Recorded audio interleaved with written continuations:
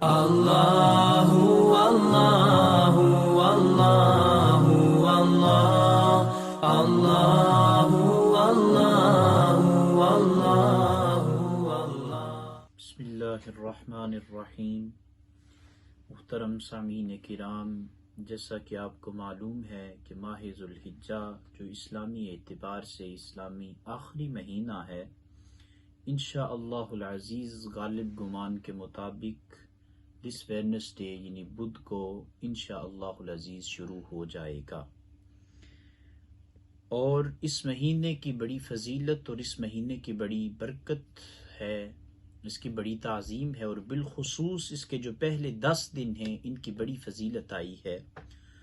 नबी पाक सल्लल्लाहु अलैहि वसल्लम ने इरशाद फरमाया, इब्ने माजा की हदीस मुबारका है, हुज़ूर अलैहिस्सलातु वस्सलाम ने इरशाद फरमाया कि अल्लाह रब्बुल इज़्ज़त के हाँ माह ज़ुल्हिज्जा की जो पहले 10 दिन हैं और पहली 10 रातें हैं, इनकी बड़ी ही फजीलत और बड़ी अजमत है अल्लाह रब्बुल इज़्ज़त के हाँ।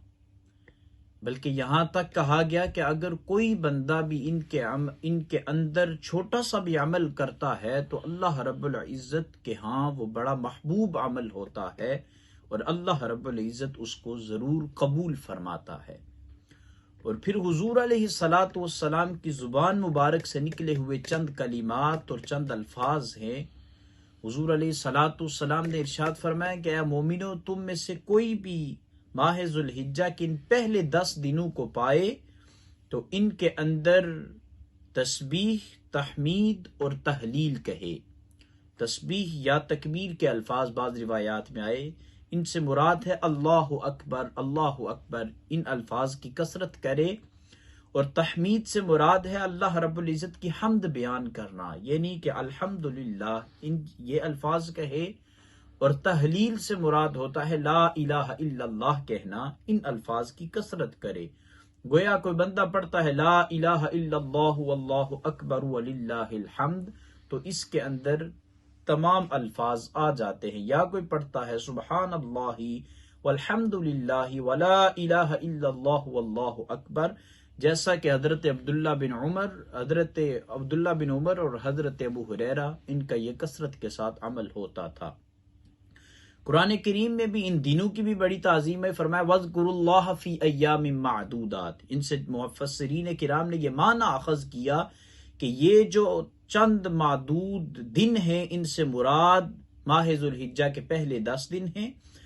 और इनका हुक्म कुरान करीम में आया कि वज़कुरुल्लाह, अल्लाह को कसरत के साथ याद करो। और ये जो 10 रातें हैं इनका भी कुरान करीम में वल फज्र वलयालिन अश्र, इन 10 रातों की कसम खाई गई है। और जमहूर मुफस्सिरीन किराम के नज़दीक इन 10 रातों से मुराद ये माह ज़ुल्हिज्जा की 10 दिन की जो पहली रातें ये मुराद हैं। अब रही ये बात कि इन दिनों के अंदर हमें क्या करना चाहिए, और चंद एक मसाइल हैं वो मैं आपके गोश गुजार कर दूं। सबसे पहली तो बात, इस महीने को ये भी बड़ी फजीलत हासिल है कि इसके अंदर पहले जो 10 दिन हैं इनके रोजे रखना ये बड़ा मुस्तहब और अच्छा अमल है। पहले 8 दिन का रोजा रखना ये मुस्तहब अमल है। और जो 9वीं ज़िलहिज्जा का रोजा है यानी योम अरफा का रोजा, इसकी एक खास फजीलत है। और हुजूर अलैहिस्सलातु वस्सलाम इसका बड़ा एहतिमाम करते और बड़े एहतिमाम के साथ इसका रोजा रखते थे। और हुजूर ने इरशाद फरमाया कि जब कोई बंदा योम अरफा का रोजा रखता है तो अल्लाह रब्बुल इज़्ज़त उसके पहला साल और योम अरफा के बाद वाला साल जो है, उस साल के जितने भी गुनाह होते हैं अल्लाह रब्बुल इज़्ज़त योम अरफा की बरकत से उन गुनाहों को मुआफ़ फरमा देता है।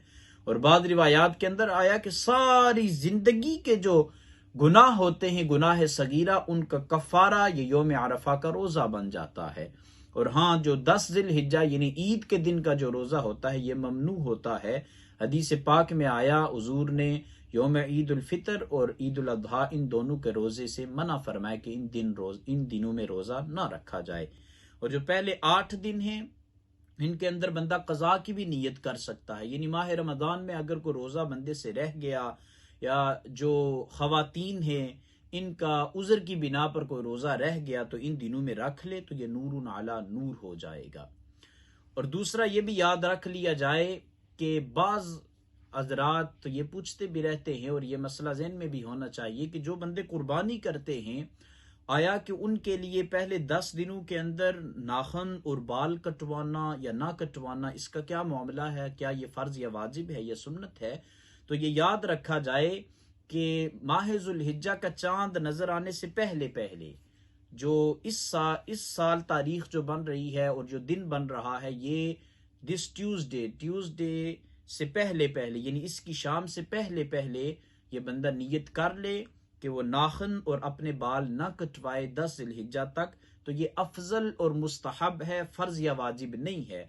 और जो बंदे कुर्बानी कर रहे हैं उनके लिए भी यही हुक्म है हदीस पाक में मौजूद, और जो बंदे कुर्बानी नहीं करते उनके लिए भी यही है कि अगर वो माह ज़ुल्हिज्जा का चांद नजर आने से पहले पहले नियत कर लें और 10 ज़ुल्हिज्जा तक अपने बाल और नाखून न कटवाएं, तो ये हुजूर अलैहिस्सलाम ने सहाबी पाक को हुक्म दिया था, लिहाजा ये मुस्तहब है। वो भी अगर ऐसा अमल करें तो यकीनन अल्लाह के यहाँ वो महबूब तरीन अमल होगा। और ये बात भी याद रख ली जाए कि अय्याम तशरीक है इसके अंदर, इस माह के अंदर, और वो है 9वीं ज़िलहिज्जा की फजर से लेकर 13वीं ज़िलहिज्जा की असर तक। ये 5 दिन बनते हैं, 9, 10, 11, 12 और 13।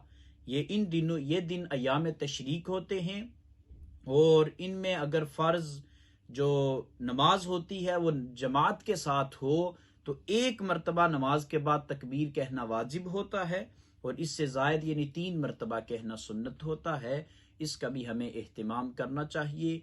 और जो हजरात कुर्बानी कर रहे हैं उन्हें भी चाहिए कि जो कुर्बानी कर रहे हैं वो भी ठीक है, और जो नहीं कर रहे उनके लिए भी यही है कि अगर आप साहिब इस्तिताअत हैं तो आप पर वाजिब है कुर्बानी करना, और ज़रूरी नहीं कि अलग से एक जानवर लिया जाए और उसे कुर्बान किया जाए, बल्कि आप हिस्सा भी डाल सकते हैं, जैसा कि बड़े जानवर में 7 हिस्से होते हैं, और तकरीबन राउंड अबाउट 60 to 70 पाउंड अगर आप एक हिस्से में डालें तो आपकी तरफ से कुर्बानी अदा हो जाएगी।